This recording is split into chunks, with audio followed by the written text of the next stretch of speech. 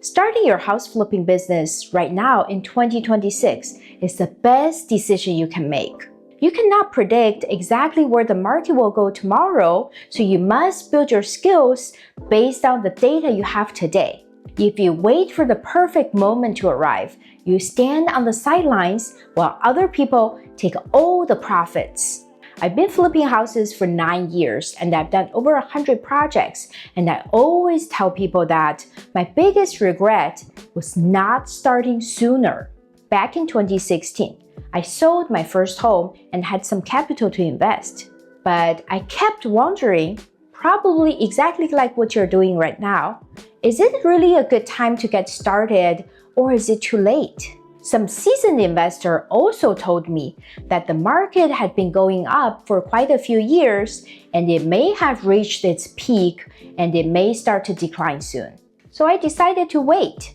A year later, in 2017, I realized that all of my peers who were in the same boat with me, they jumped in and they've made a killing. So I finally realized that trying to time the market and wait for the perfect time is such a myth, because 2016, looking back, would have been a perfect time to get started.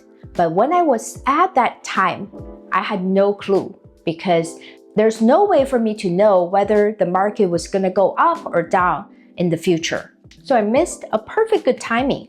In this video, I'm going to dive into the house flipping landscape in 2026, the pitfalls and opportunities for house flipping beginners. First of all, the easy deals are gone, and that's actually a good thing. Back in 2020, post the pandemic, before 2022, when interest rates started to rise, some people call it the golden age of house flipping. And that's when a lot of people made a ton of money without even knowing what they were doing. You may think that it's so cool to be able to make a ton of profits, but if it's all because the market was hot, it doesn't mean that you are a good operator or you have what it takes. The minute the market shifts, either due to high interest rates or other microeconomic conditions, you're gonna fail, and you're gonna fail big, and you could lose all the money that you've made and then some. The easy deals are like traps for beginners. You feel like the profits are so easy to come by and you forget to hone in on the skills. So now in 2026, interest rates have been elevated for quite some time and buyers' purchase power is constrained. And the sellers are not that eager to sell either, because they have low interest rate locked on their current home, and if they sell, they would have to pay much more on interest on a new home. So there's the lock-in effect. Because of the supply and demand are both constrained, we are seeing a much more balanced market. To navigate this market, you have to know what you are doing. And if you know how to flip houses the right way, you can make money in any market. The second thing is, the buyers are not overbidding as much. They are more price sensitive and they take their time. For house flips, it's all about the numbers. So it's so important to go back to the fundamentals and make sure that you run your numbers accurately. Many people ask me for my secret. They're wondering why I'm still making six-figure profits on my flips even though the market is tight and is less favorable. My secret is actually very simple. I make sure that I don't overshoot the ARV, and I'm super conservative. So when you're running your analysis, if you see a comp sold for much higher than the rest of the comps, you probably don't want to rely on it as your exit price because it could be an outlier. You also want to make sure that the comps that you're looking at are within a small neighborhood and you're comparing apples to apples. So you're looking at homes of similar size, same number of bedroom, bathrooms, and same year built, and also similar lot size, so that you are not using comps that are better than your subject property to analyze the resale value.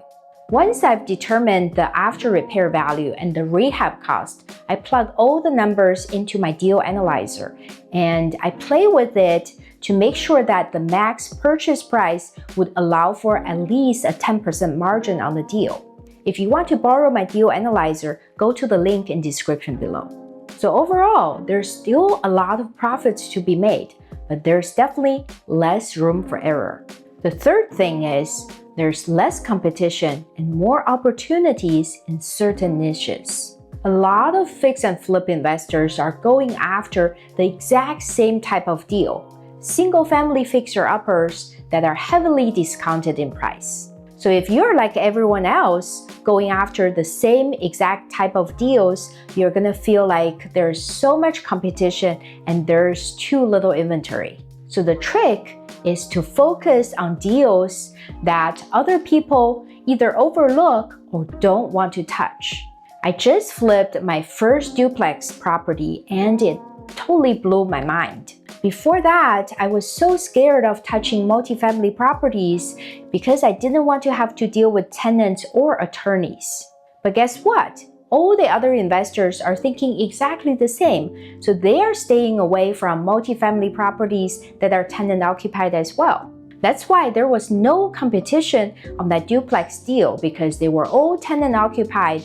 There's a lot of uncertainty and you don't know when and how you can get the tenants out. But I decided to take it on and I hired an attorney and we determined the best course of action to get the tenants out. And those 4 duplexes became my most profitable deals to date. I've never done this before, but I'm hosting a free live training where I'm teaching the most I've ever shared online about flipping houses profitably. This is the kind of stuff I usually teach in person or inside my coaching program.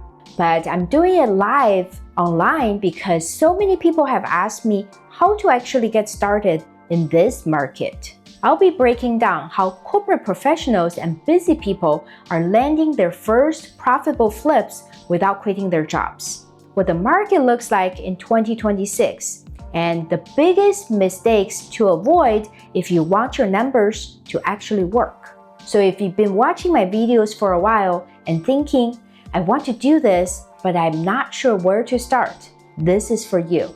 The link to save your spot is in the description. Alright, let's get back to the video. Number 4, financing changed the game.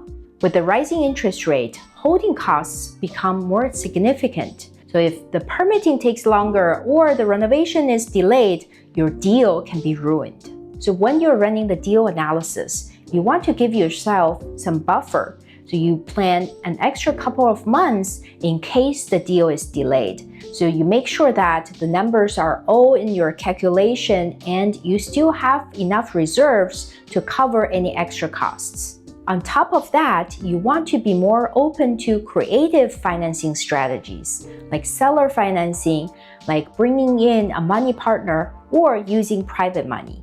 The bottom line is, there are so many ways to finance a fix and flip deal, and you can choose the option that fits your situation the best.